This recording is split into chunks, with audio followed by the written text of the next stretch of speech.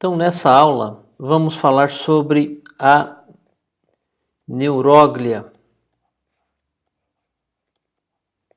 ou também chamado de células da glia.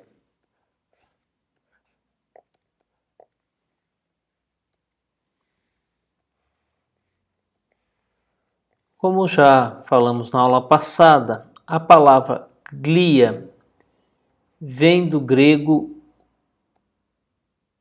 cola, ou seja, são células associadas aos neurônios que vão dar suporte aos neurônios.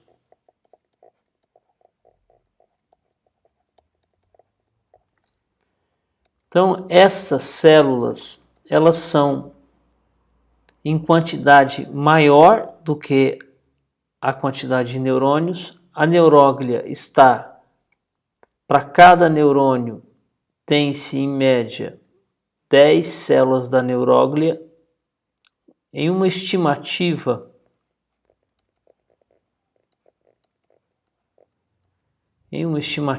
nós temos por volta de 10 a 12 neurônios e em torno de 10 a 13 células da glia. Ou seja, temos 10 vezes mais células da glia. São células de tamanho pequeno, são células pequenas que, diferentemente dos neurônios, apresentam uma grande capacidade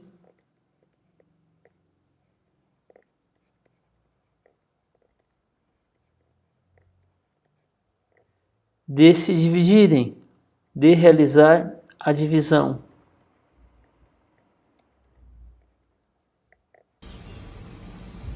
Anatomia e fisiologia, duas disciplinas importantíssimas. Se você domina as duas, você tem sucesso profissional. Como eu não sou anatomista, quero indicar para você um anatomista que tem um trabalho muito interessante, que é o Rogério Gozzi, tá? Que está na descrição aqui abaixo, para que você conheça o trabalho dele, tá? Ou seja, são células que são continuamente renovadas, possuem grande capacidade de divisão celular, diferentemente dos neurônios. Nós temos aí as células da glia distribuídas em dois grupos. Aquelas associadas ao sistema nervoso periférico e aquelas associadas ao sistema nervoso central. Aquelas que estão relacionadas ao sistema nervoso periférico são as células de Schwann,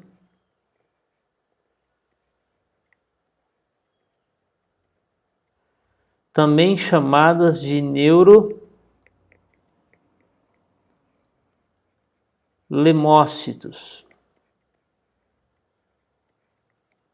E temos também as células satélites. Com relação à glia do sistema nervoso central, temos uma complexidade um pouquinho maior.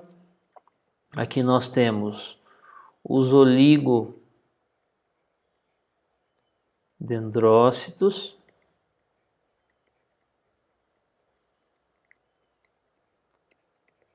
os astrócitos,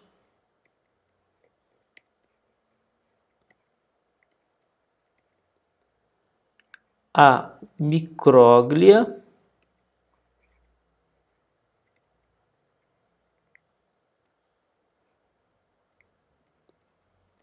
e as células ependimárias.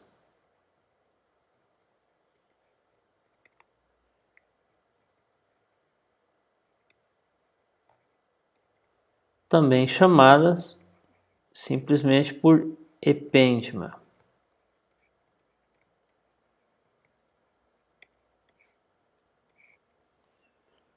Nesta aula, nós vamos enfatizar as células gliais do sistema nervoso periférico, que são as células de Schwann ou neurolemócitos e as células satélites.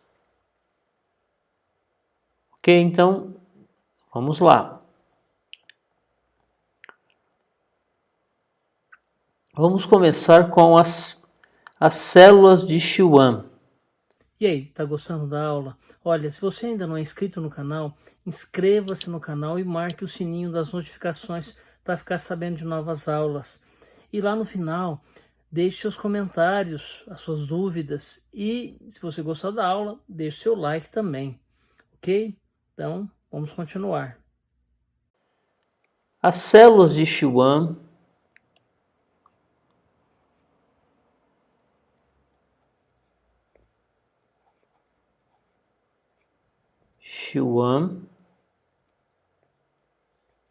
homenagem ao cientista Schwann, elas formarão as bainhas de mielinas. Elas formam as bainhas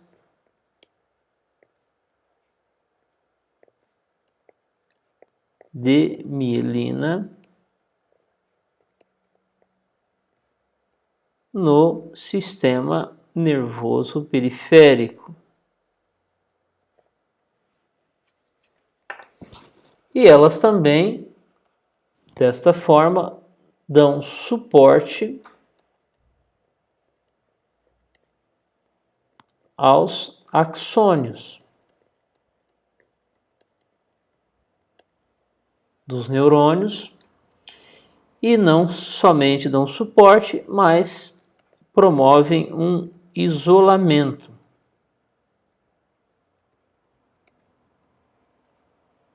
Elétrico ao redor dos axônios, como veremos aqui. Então, suponha que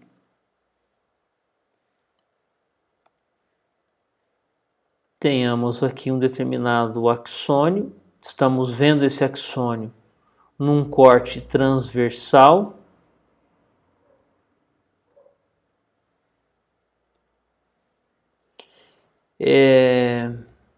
Então esse aqui é o axônio. Esse axônio tem aí acima de 1 micrômetro, mais ou menos o diâmetro de 1 micrômetro, acima de 1 micrômetro de diâmetro,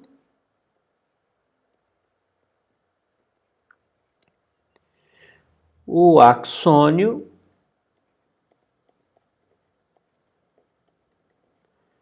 será então revestido por esta célula que começa a enrolar em volta do axônio.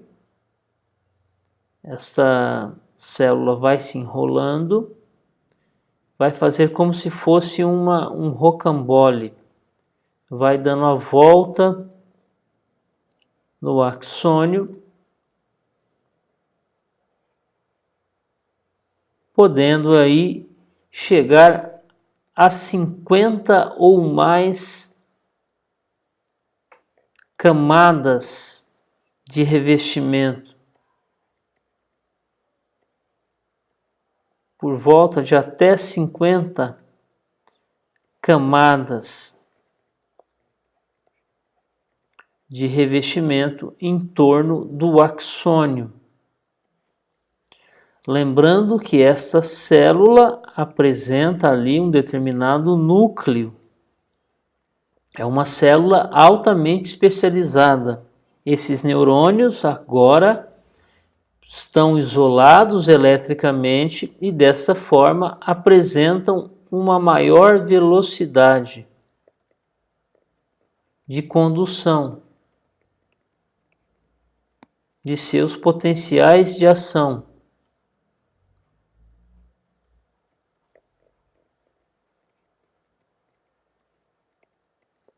De seus sinais elétricos.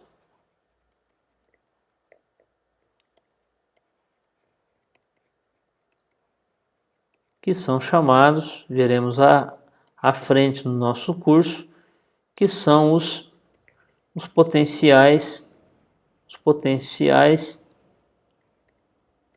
de ação.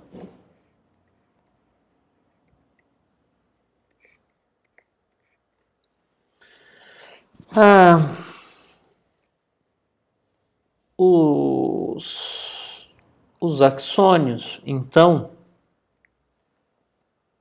são revestidos, como vamos observar aqui na figura, por essas células que se enrolam várias e várias vezes, e então essas células vão formar pequenos nós ou pequenos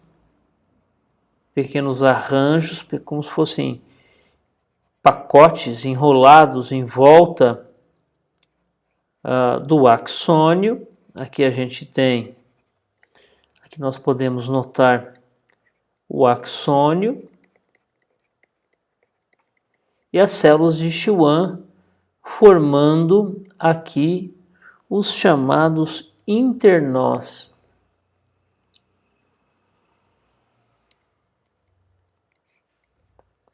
Entre uma célula e outra, nós vamos observar pequenos espaços que são os nós ou nodos.